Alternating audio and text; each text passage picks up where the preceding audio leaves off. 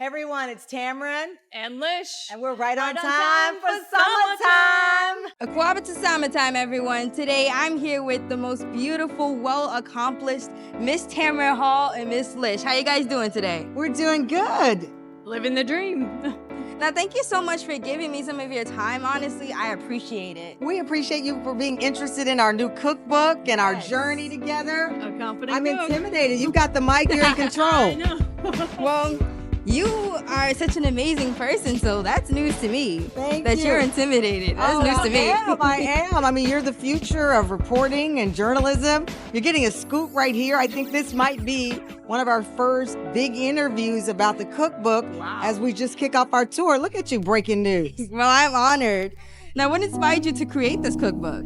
You know, my father passed away in 2008, and I knew I was going to miss so many things about him. I didn't realize how much his cooking and what he gave to us through food that I would miss. And I met Lish when we were both at the Today Show. I told her as a love letter to my father, I wanted to go on this journey to learn the joys and confidence that he had in the kitchen. So I said to this James Beard award-winning chef, help me out. And that's how we started. What was that like for you? It was fun. I mean, I think we just kind of struck up a conversation over food, and I said, you know what? I'll teach you how to cook if you come to this boot camp in Central Park. So we worked out together the first time that we ever hung out, and then we were like, you know what? Bubbles and food from this point on. So that was it. It's just been a lifetime of friendship ever since. Wow, that's amazing. Yeah. Now, how important is it to break down the negative stigma of illiteracy in our communities? It is. It's important. That's why even in this cookbook, we tell the story. This book is not just, here are some great recipes you might enjoy. We were intentional about storytelling. I grew up in Texas. Lish grew up in Wisconsin. Family means everything to us. So as amazing as the recipes are, there's a story of two kids from two very different places. And so it was important for us to tell the story because through our stories, we are kids that were underdogs. We didn't come from rich families. We didn't come from, some of the backgrounds that people believe you need to be successful. We learned hard work. We learned putting our heads down and betting on ourselves. And that's given us dream lives. And so I think through us, kids who feel that they are underdogs, families who feel that the world is against them, right? That they're not set up to win. They can see through our lives that there is a win and there's a path through literacy, through hard work, and through meeting good people who believe in you. Yes, and that's a very important thing because our stories are not told enough. And when they are, it's not through us. So the fact that you guys are able to tell our story through a cookbook as well, that's fire. And that's what's so cool. You say our stories, and I know what that means for me as a Black woman. But by the way, we might be the only cookbook with a Black woman and a white woman on the cover. Because I tell people and a lesbian woman. And so I tell people we need allies. We need support. Rihanna gave a speech once. I was at the NAACP Image Awards, and she said, tell all your white friends to pull up. My friends, pull up. Pull up. Don't just enjoy our music. Don't enjoy our artists. Don't just be a fan of Beyonce. Pull up to all of our content and support it all. Our young writers who are doing some of the best fiction out there. Our young illustrators who are doing comic series that marvel. You know what I'm saying? And so our poets, and it's just not Amanda, right? It's if you want to support us, pull up. Now, what is one thing you guys wished you learned sooner when it came to writing a book that you know now?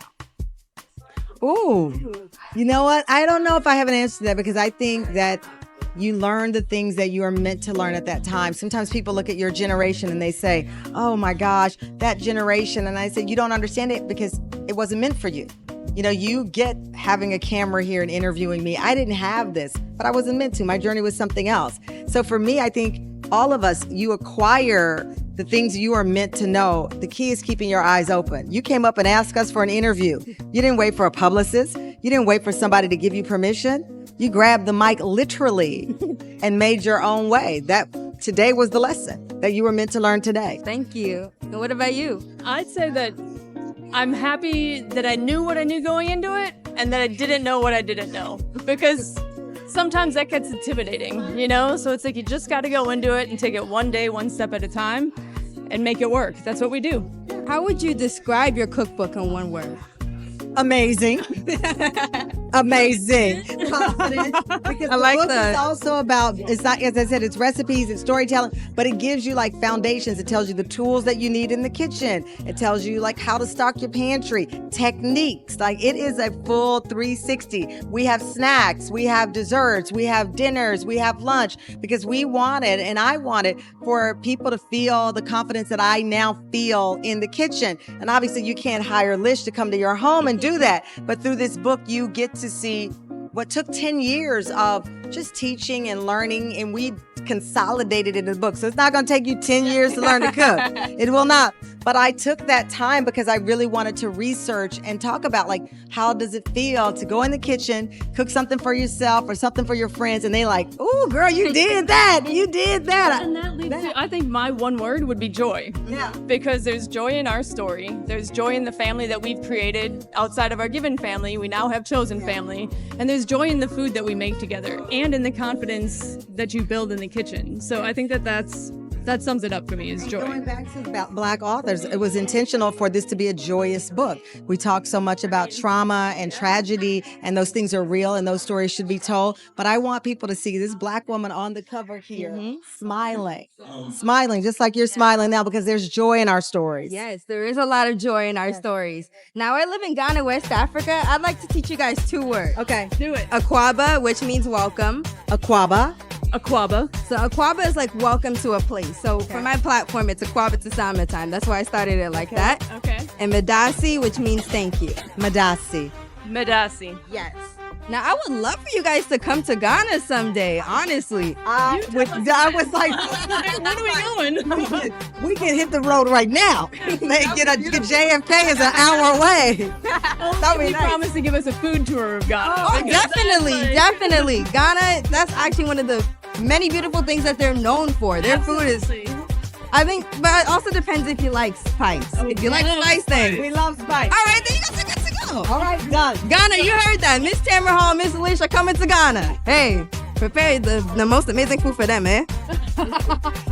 I honestly can't wait to see you guys, though. That would be nice. Oh, that would be amazing. Thank you. Thank you.